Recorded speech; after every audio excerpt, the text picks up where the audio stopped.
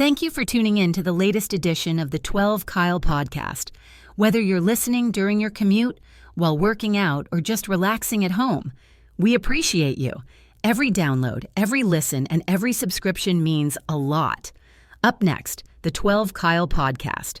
If you're a podcast host, listen up, this one's for you. My name is Allie Jackson. I'm the host of Finding Mr. Height, a dating and relationship podcast that I've been doing for 4 years now, sharing my positive and practical approach to dating that's built on my own life experience. And I wanted to share another experience that I've had, my secret behind monetizing my show. It's called Red Circle, and I was just telling my colleague about how much I love their platform. With Red Circle, not only am I getting a seamless hosting experience, but I also love the support I receive in ad sales. It's not just typical ad sales either. It's targeted opportunities based on my show and my life. And the platform is super simple. You just set your preferences and Red Circle matches you with sponsors that align with your show. You can vet every opportunity and their platform gives you great analytics. More recently too, my Red Circle team has brought me opportunities outside of my podcast on social media to really augment the podcast partnerships, bring them full circle. I just can't recommend them enough. If you want to give it a try, go to redcircle.com to get your free trial. That's redcircle.com for a free trial. Ladies and gentlemen, thank you for listening. Thank you for downloading. And thank you for subscribing to the latest edition of the 12 Kyle podcast. I am your boy, 12 Kyle. I want to thank you all for tuning in as you do each and every week. Again, this is the 12 Kyle podcast. Check this out. On this episode, what I want to do is remix an episode that many of you may or may not have heard. First and foremost, shout out to the homie Eclectic. You guys know him, you love him, or maybe don't love him. Nonetheless, that's my boy. Eclectic recently did an episode called 80s Mall Life. And when I heard it, I was like, it threw me back into nostalgia. And I hit him up. I shot him a text. I was like, yo, I got to remix this episode because it just really took me back. Because here's the thing. If you grew up in the 80s, like me and like Eclectic, you probably spent a lot of time in the mall. And, you know, to Eclectic's credit, he really described how life was for us back in the 80s in the pre-internet days. Because, you know, now, you know, with online shopping and everything, you know, people don't really frequent the mall like they used to. But I'll get into that more a little bit later in the episode. Nonetheless, the 80s mall life was different. And I'll also include in the description box a link to Eclectic's episode because you definitely want to check that out, right? But yeah, the malls are different. You know, right now, I can't really say malls are dying because I'll be honest, I'm not someone that frequent malls now. I will go to a mall if I absolutely positively have to, but the days of me just spending hours upon hours in the mall are long gone. Because if we're being honest, a lot of us shop online. We shop online. Amazon is a friend for most of us. So, you know, back then it was different. You didn't have the internet. You literally had to get in a car, or in Eclectic's case, get on a bus and go to your local mall. For me, it was, I grew up in Florence, South Carolina. So there was no transportation. There was no public transportation. Although later on we did have a bus. But, you know, you had to go with your friends or your mom had to drop you off. Shout out to the moms who dropped the kids off at the mall at like 12 o'clock and then come back and pick them up until like 6-7 hours later. Great parenting if you think about it. But yeah, malls were it was the joint back then because one, at least for a young man like myself, particularly when I was in middle school and definitely in high school and college, the mall was where you could find girls. That's where all the cute girls were. They were hanging out at the mall. Nobody was going to the playground and stuff like that or going to the park. Everybody was at the mall. So that was like the spot to go to. That was the go-to thing. You know, but now, you know, I don't want to say malls are dying, but it's just different now. And the reason why I say is now because like when you think about it, you know, it's just with the advent of technology, again, you don't have to go to the mall anymore. You don't have to physically, leave your house to shop. You literally can, pull up Amazon or your favorite store and shop online and just do it right there. And it's no problem. Wherein we were invested in what we were purchasing. So you literally had to get in a car and drive to Sears if you wanted to go pick up that new washer and dryer. Now you can just order one online and it'll be, depending on where you order it from, it could be there at your house the next day. So it's a lot different. I mentioned in Eclectic's episode, he talked about how he got to the mall. He would take a bus and maybe sometimes two buses to get to the mall where he grew up in Ohio. For me, like I said, there was no bus. You had to literally get in a car and go. I remember my first trips to the mall were when I was of age. I was in middle school. My mom would take me. And I didn't start driving until I started driving at 14. I think I got my license at 15. I had my learner's permit at 14 and got my driver's license at 15. But I don't think I drove to the mall until I was like 16, maybe 17. Because, you have that little bit of time where your mom doesn't really trust you to drive distances. And the mall from my house was a good 15-minute drive. It wasn't far. In my hometown, Florence, South Carolina, there was only one mall, the Magnolia Mall, and it's still there to this day. It looks totally different now, but that was the spot. And there was one level, wasn't two. And I remember, in my time of going to malls, throughout my lifetime, I remember the first mall that I went to was that had two levels, was the Garden State Parkway Mall. And I think that's in Paramus, New Jersey, if I'm not mistaken. Look, you can look it up. But we would go to New Jersey all the time. I have a lot of family there. As many of you know, that's where I was born, in Newark. But we would go to Newark and we would go to New Jersey for the summer. And I remember going to the Garden State Parkway Plaza, and that mall was two levels. And I thought that was so dope. Like, I was like, oh my gosh, there's two levels. And so, but my home mall, the Magnolia Mall, it was only one level. But yeah, my mom would take me and she would drop me off. And then once when I got to driving age, I would either drive myself or I'd ride with my friends. Riding with your friends to the mall was the best thing. There was nothing better than going to the mall with your friends. We would sometimes be 4 or 5 deep in the car, and it's all the fellas. We riding in the car, riding to the mall, just going to the mall. And a lot of times when we went to the mall, we didn't have a whole bunch of money. Like, I don't ever recall. I don't think that there's ever been a time in my childhood where I went to the mall and I spent more than $70 ever, because I never had money like that. So, and I'm not saying we were poor, but we ain't had it like that. So, so, and when you did have money, you had to be very, I'm not going to say tight, but like I was very tight with money. So I definitely wasn't spending on the waterhead girls. That's for sure. There wasn't a lot of stuff that I wanted for, because I got what I needed. The most that I probably spent my money on was music. And I'll get to that in just a second. But yeah, I went to the Magnolia Mall in Florence, South Carolina. Now, what did we do when we got to the mall? I mean, Eclectic talked about this. I mean, again, it's a Magnolia Mall is not a big mall, but it's one level, but we would walk around. And I mean, like, we literally would walk from one end of the mall to the other end. And, it was, looking back on it now, the mall seemed a lot bigger than what it probably is. And as a child, it looks bigger. And then, of course, when you get to bigger malls and bigger cities, it was like, okay, this mall ain't as big as I thought it was. And you didn't even necessarily have to go to like Newark or New Jersey or someplace like that. Like in the capital of South Carolina, Columbia, we would go to the Columbia Mall. I think it was Columbia Mall. I think that's the name of the mall. But anyway, we'd go to Columbia, go to the malls there, and like they had bigger malls. So it was like, oh wow, it was a big thing to go to Columbia and to go to the mall. We were impressed by anything as kids. That's the funny thing about it. So I really enjoyed going to the mall. Now in the Magnolia Mall, my home mall, what was there? Foot Locker.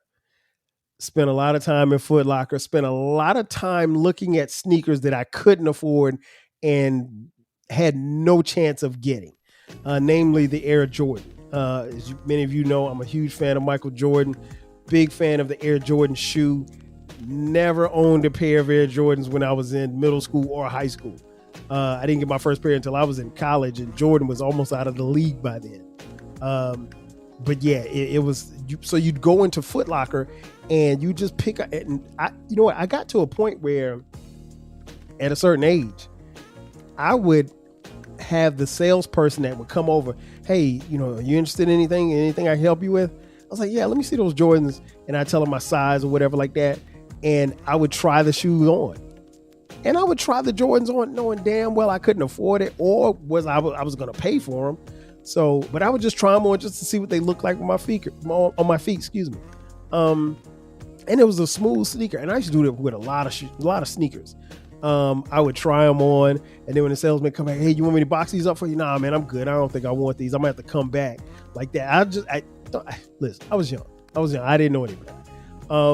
So you had Foot Locker. Another store that I used to go into all the time was a store called Spencer's. Spencer's was like a novelty store. It had all kind of weird stuff in it.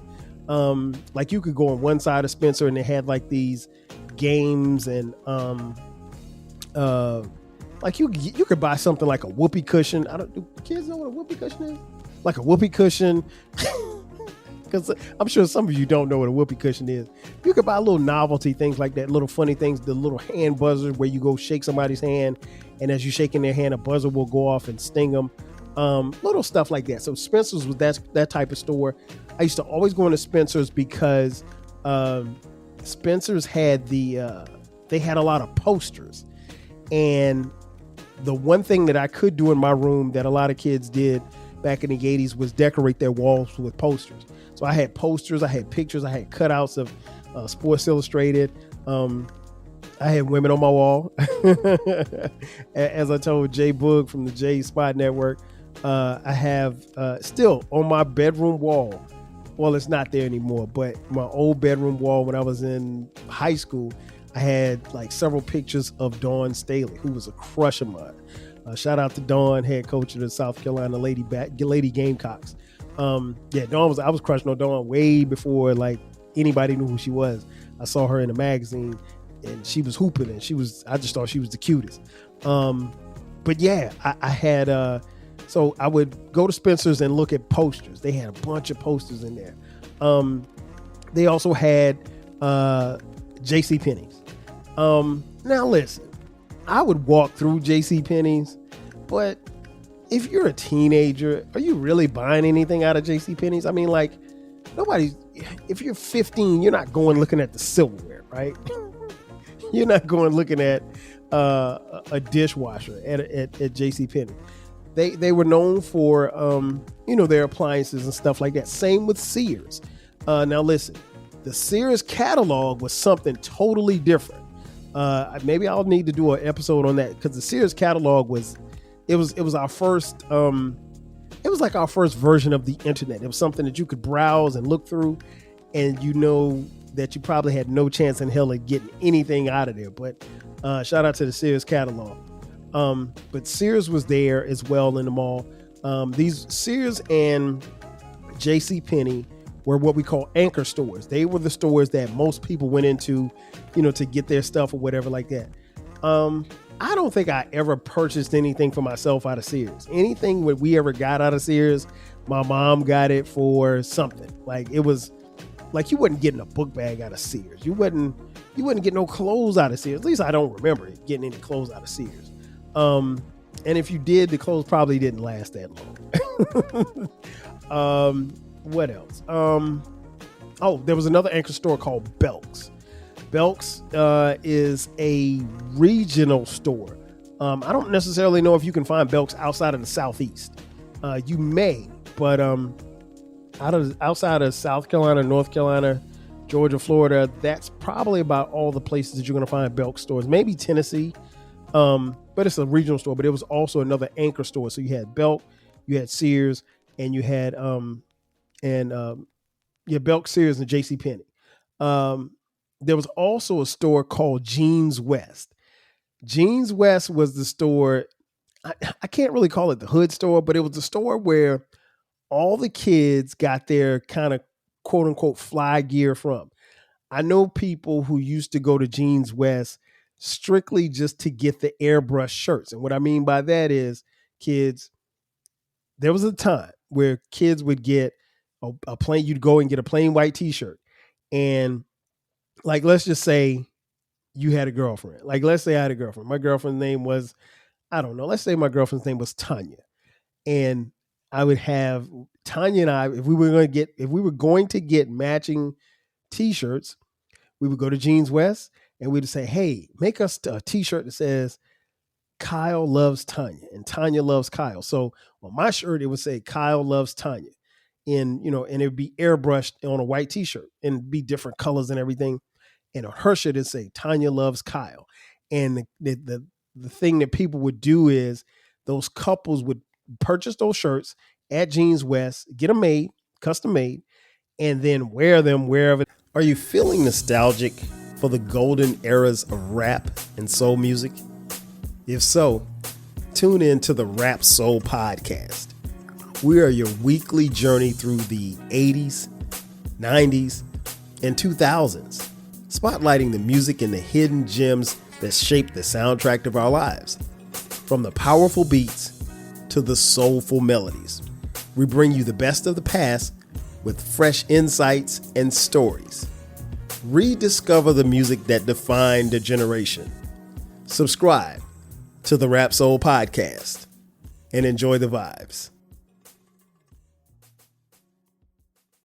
If you want a podcast where culture, conversation, and life collide, where you get insightful commentary, engaging discussions, and a fresh perspective on everything, then you need to listen to the 12 Kyle podcast.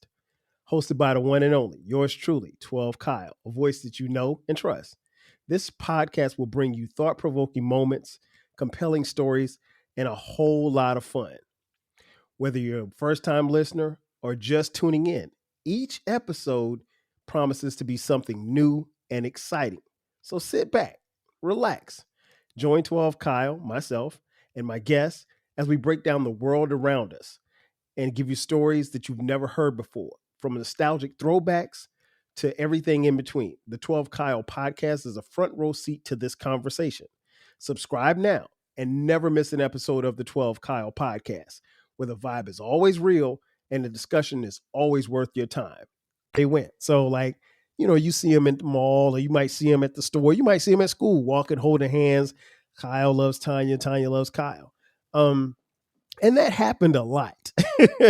And I'm sure that there's some of you who are listening or watching right now on YouTube. Thank you for watching, who actually had some airbrush t-shirts. Don't be ashamed. It's okay. It's okay to tell the truth. There was also record stores. There was a couple of record stores, but the record stores in the mall were always the chain not restaurants. I'm sorry. Were always the chain record stores. So it would be like, and I'll use this for an example, like a Sam Goody or something like that, or that type of thing. So it was never your mom and pop type record store in the mall. It was always a chain record. I can't remember the name of the chain. I'd have to call my boy Jay Fresh, and he probably wouldn't remember. His memory's bad. But yeah, in our hometown there were also record stores. Now, record stores, that was probably the store that I spent the most time in, because again, you could go in the record store and you couldn't listen to the music, but you could browse the catalog of everything that they had in there. And I remember spending 45 minutes, 50 minutes, sometimes an hour in a record store in the mall. That could easily be done. And then of course we had, I think, maybe one toy store. I can't remember the name of the toy store, but that was always cool to walk in there and browse. But the reality was, by the time I could go to the mall, and I was old enough to go to the mall by myself, I wasn't purchasing any toys.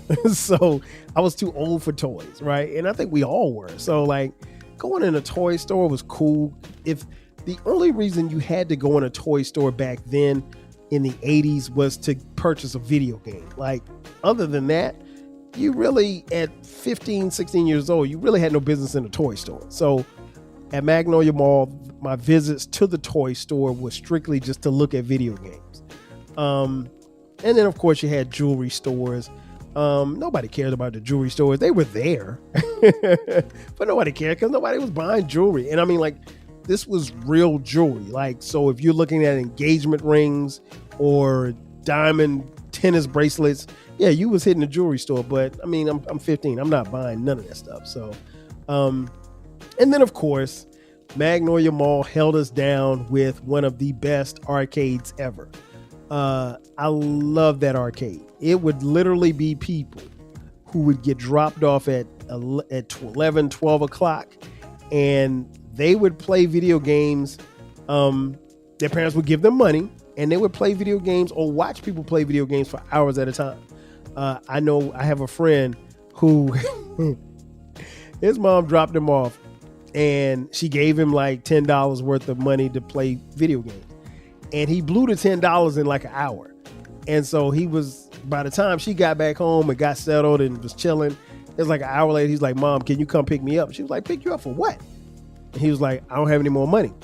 And she was like, "I'm not driving back out to the mall to come pick you up." So, I mean, like, it could happen. Shout out to the homie Jay.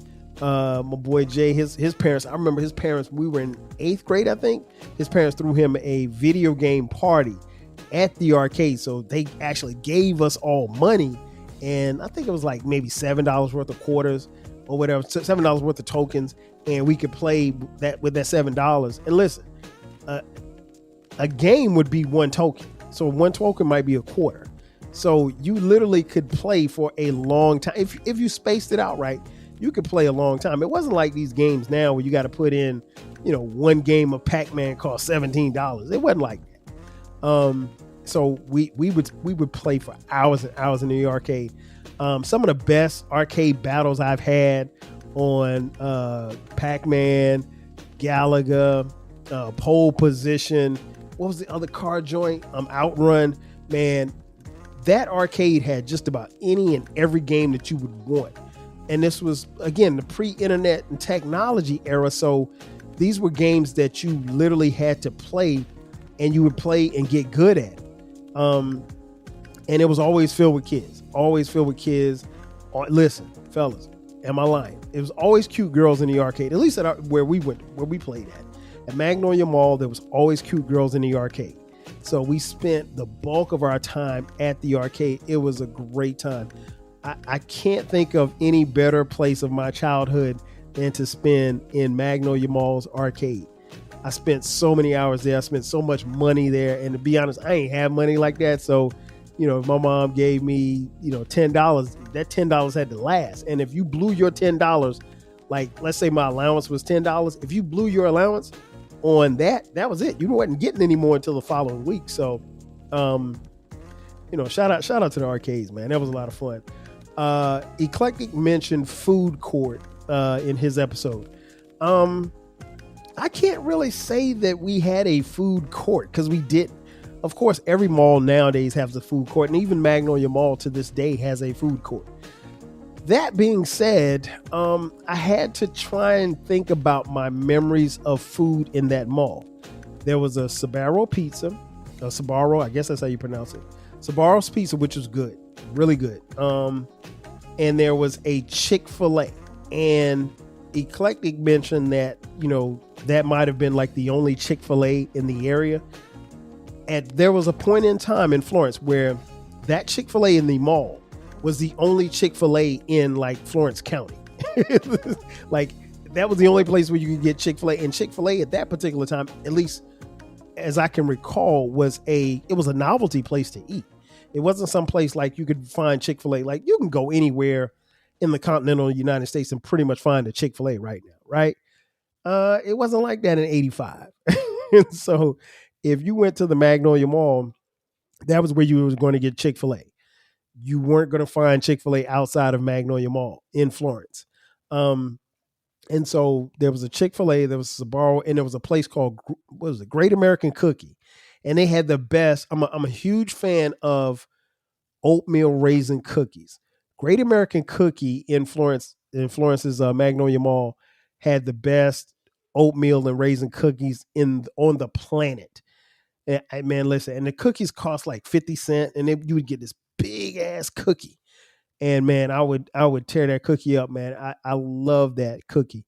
And I'm not even a really big sweets guy, but that was my thing. So occasionally I would go to Chick-fil-A, but I'm more often than not, if I didn't spend all of my money at the arcade, I was definitely going to Great American Cookie. And like I said, at the arcade, man, we spent so much time. The games we played: Pac-Man, Miss Pac-Man, Space Invaders, Donkey Kong, Outrun. I mean, just to name a few. Those were some great times. And like I said, we spent so much time there. We spent so much money there. And we had so many great memories. And again, it was the place for me, particularly in my adolescence and high school, and definitely in college, where you wanted to meet girls because you were always going to see girls there. I remember going away to college my freshman year in 1991 at South Carolina State University, and then coming home, and I was like, I came home for like Thanksgiving or something like that, and you got Christmas break or whatever, or excuse me, Thanksgiving break, and at the day after Thanksgiving, everybody's going to the mall because of shopping, right? And so I remember distinctly, me and the homies linked up, and we was like, "Yo, we got to go to the mall because all of the women are going to be at the mall." And man, we weren't lying. All of the fine girls came home, and they were at the mall. So we were all at Magnolia Mall chilling. We was kicking it, and we met a few, and I'll leave it at that. But it was always great times. Always great times. And as you get older, things change, times change. And slowly but surely malls, become what they've become. As I got older, I realized that all the women weren't at the mall anymore. And everybody didn't go to the mall just to hang out and kick it. And then when I subsequently moved here to Atlanta in 1997, which is where I've lived since, I was exposed to, obviously, being in a bigger city, you get bigger malls. So the popular mall here in Atlanta is Lenox Mall. Lenox Mall, when I first moved here, was like, that was the joint. Like Lenox Mall, it was the place where you might see Allen Iverson, or you might see Shaquille O'Neal, or you might see the Brat, or you might see, 5 members from Wu-Tang at any given time during the day, just on a random Tuesday, just walking around. And so like it was the place to be. And it was also like, me and my boys used to call Lenox, we used to call it the cash register, because there was nothing but dimes and quarters there. And then that changed over time because our taste changed over time, and malls slowly but surely stopped being the place where people would go to congregate and hang out. And over a period of time, I guess how I viewed malls changed. I mentioned before, and it's worth mentioning, I've gone to the Mall of America in Minneapolis. Beautiful place. I didn't really like malls that much at the time. And this was, I think my first visit there was like 2009. And I fell in love with that place. And it's like 5 stories, and they've got like a huge amusement park in the middle of the mall. I mean, a huge amusement park in the middle of the mall. Like, it's unbelievable. I would tell anybody, if you're a fan of malls, you got to go to the Mall of America at least one time in your lifetime. But like I said, the times change over a period of time, and you get older, and like now, I'm not bothered by crowds. I don't necessarily like crowds. And some days I have to be in the mood to go to a mall now. Like I think at the time of this recording, I've been in a mall once this year, and I probably won't go back in a mall again for the rest of the year. The days of Christmas shopping in the 80s was dope because like everything shut down, and you had Black Friday, so you had the people out, and Thanksgiving, the day after Thanksgiving was crazy in the 80s. But now, not so much, because people don't really go to the malls like that after Thanksgiving, because some places, to be honest, don't even close. So, you can just shop online, or you can go to the mall whenever you want. And there's no scarcity and stuff. Like, there's nothing running out. Like, whatever you want from the mall, you can get it online, and you can probably get it quicker. Now when it comes to clothes, when I go buy clothes, like if I wanted to go buy a pair of jeans, I got to go to the mall for that. I'm not one of those people that are going to order jeans off of some website. I'm just not, because I want to try my clothes on. T-shirts, I'll order offline. I can't tell you the last time that I went into a store and bought a T-shirt. Dress shirts, kind of the same. Like, I know my size, so I'll go, but it's the places that I go are never at the mall. So, times have changed, and it's not the 80s anymore. But listen, the 80s was a dope era. It was an incredible era for the mall. The mall life was fun. We had good times at the arcade. We had access to good food, and food was really good. We could get airbrushed T-shirts if we wanted. We spent a lot of time there, and in my case, I spent quite a bit of money. Not a lot of money, relatively speaking, but it was a part of the childhood, and it was a part of the 80s. And if you grew up in that era, you really, really enjoyed it. And if you didn't, you just kind of missed it.